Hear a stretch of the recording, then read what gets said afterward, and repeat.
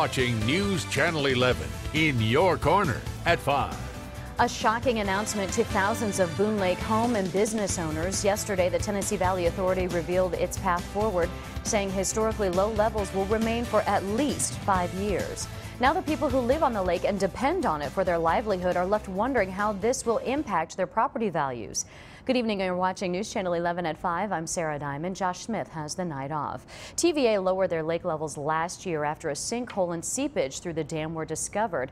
Turns out the seepage is actually flowing water called internal erosion, the leading cause of dam failure. Yesterday, officials announced Boone Dam repairs would take 5 to 7 years to complete.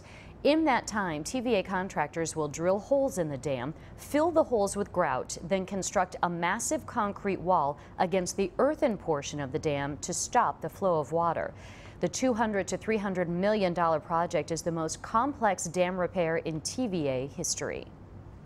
Well, last night's announcement left lake residents wondering and questioning where they go from here without the water they valued enough to make their home on the banks of Boone Lake. And how will this drop down affect the value of their property?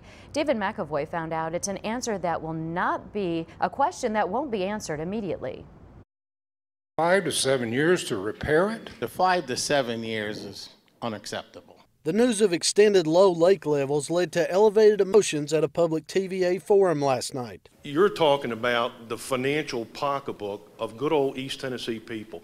I think a lot of the people that are here tonight are really concerned about their investment. The surprising announcement of at least a half-decade of repair work at Boone Dam didn't just catch lakefront home and business owners off guard. Kind of shocked, I guess. A lot of people's dreams and their livelihood has been put into living on that lake, and now they don't have, and they're there for one reason, because of the lake, and now they don't have access to that.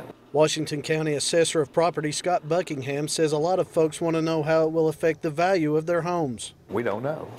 It is something new to us too, and we don't know what direction we're going to go in. The State Comptroller's Office will be advising county assessors, but tell us it's much too early to know the effects.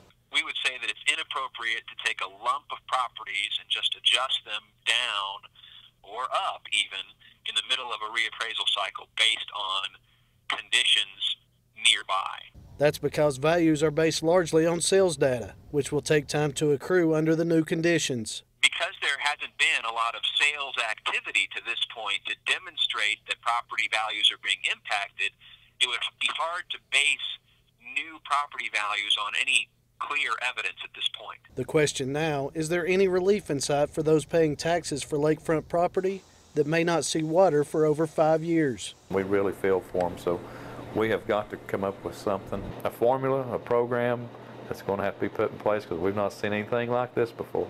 In Washington County, David McAvoy, News Channel 11 in your corner.